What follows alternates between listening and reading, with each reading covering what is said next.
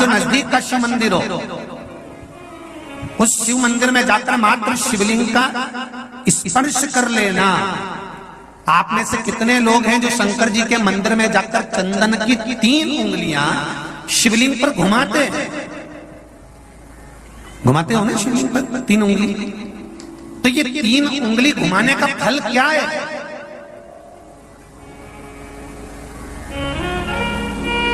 क्या फल है? इस शिवलिंग पर ये 3 उंगली घुमाई जाए तो इसका फल क्या है? तो आपको लगेगा भगवान शंकर को त्रिपुंड लगाना है। बोलो सही है गलत है? आप तो यही सोचोगे ना कि शिव जी को त्रिपुंड लगाया गया है, पर नहीं।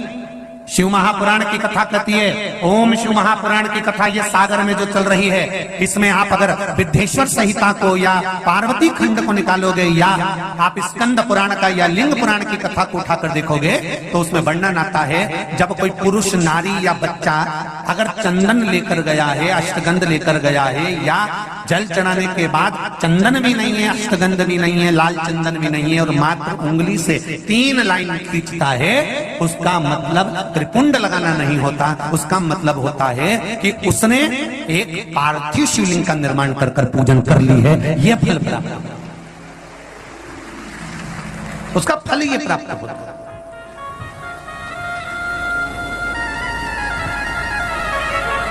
अब आप तो अभी तक सोचते थे कि हमने तो चंदन लगा दिया, हम तो भगवान को चंदन की लाइन खींची, हम भगवान को त्रिपुंड बनाकर आए। त्रिपुंड नहीं,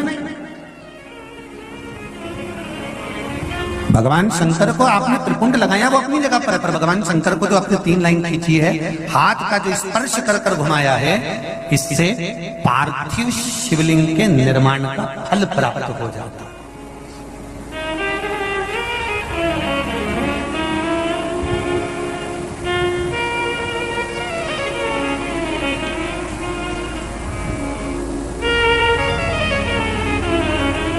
विशेष जब कामना रहती है, विशेष कामना, आज आपका मन कर गया 108 चावल के दाने मेरे को शिव जी को चढ़ाना है,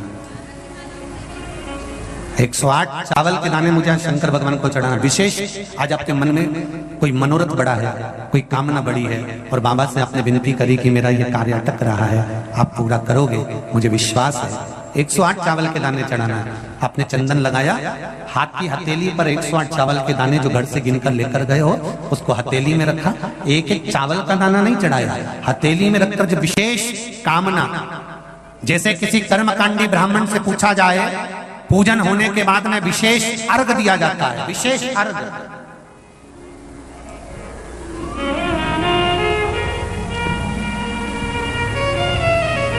उसी तरह विशेष कामना के लिए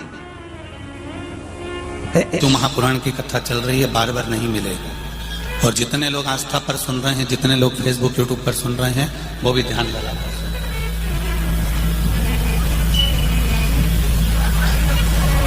पुण्य शिव महापुराण की कथा की ये 3 बेलपत्र में 3 पत्तियां होती हैं।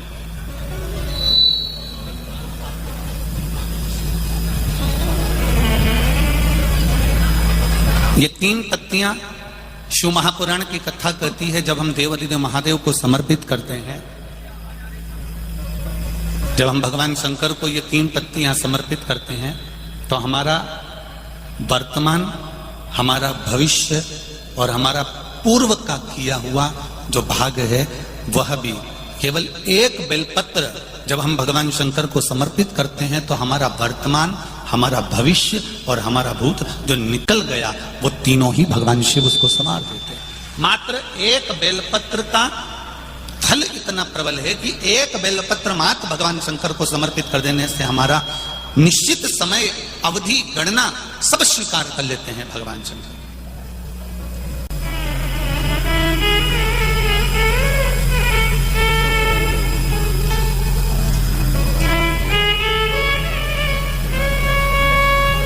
एक बेलपत्र की 3 पत्तियां नहीं है। एक बेलपत्र में जो ब्रह्मा विष्णु महेश हैं, एक बेलपत्र में जो हमारा जीवन है, एक बेलपत्र में जो हमारे देव अधिदेव महादेव विराजमान है, एक बेलपत्र में जो माँ जगज्जननी दुर्गा भवानी विराजमान है, एक बेलपत्र में जो नारायण लक्ष्मी विराजमान है, एक बेलपत्र में जो ब्रह्मा ब्रह्माणी विराजमान है, एक बेलपत्र के अंतर्गत जो मेरे देव अधिदेव महादेव की 64 योगनियां विराजमान है।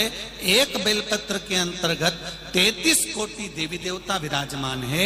एक बेलपत्र के अंतर्गत संपूर्ण ब्रह्मांड का सुख विराजमान है। वो बेलपत्र कोई साधारण नहीं होती। शिव को चढ़ा देने पर वो बेलपत्री का सुख हमारे जीवन पर्यंत।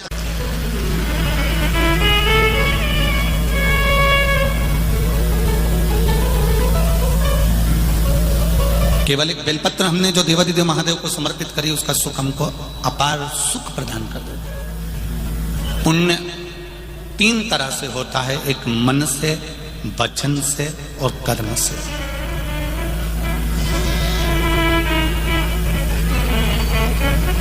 अब जरा ध्यान देना, मन से हम जिंदगी में कभी किसी के प्रति भेदभाव ना रखें। गलत अगर भोजन किया है तो हम गलत सोचेंगे, पर यदि भोजन करने के बाद भी हमने अगर भगवान के चरणारविंद का मात्र थोड़ा सा चरणोदक, थोड़ा सा अमृत तत्व ग्रहण कर लिया है, तो जो हमने भोजन ग्रहण भी करा है और मालूम पड़े कोई गलत जगह का भोजन कर लिया है और हमने शंकर भगवान पे चढ़ा हुआ वो जल थोड़ा सा हमने पी लिया है, तो हमारे भीतर अगर गलत भोजन चले भी गया है तो ये निश्चित है उस भोजन को शिव का चढ़ा हुआ चरणों तक पवित्र कर देता है, गंगा का जल मानकर उसको शुद्ध कर देता है।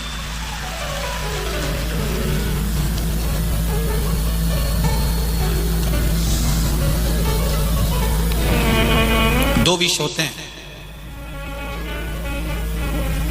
2 तरह का विष होता है। एक विष भोजन में मिलाया जाता है और एक विष कानों में मिलाया जाता है। जरा ध्यान देना मालेगांव वालों और जितने लोग आस्था चैनल पर सुन रहे हैं वो भी। एक विष भोजन में मिलाया गया है और एक विष कानों में घोला गया है। ये 2 विष हैं। इसमें एक विष जो भोजन में मिलाया गया है उस विष से तुम बच सकते हो, पर जो कानों में जहर उगला गया है उससे जिंदगी में कभी बचला नहीं जा सकता, कभी नहीं बच सकते। उससे कभी बचा नहीं जा सकता। आप उससे कितना भी प्रयास कर लो नहीं बच सकते।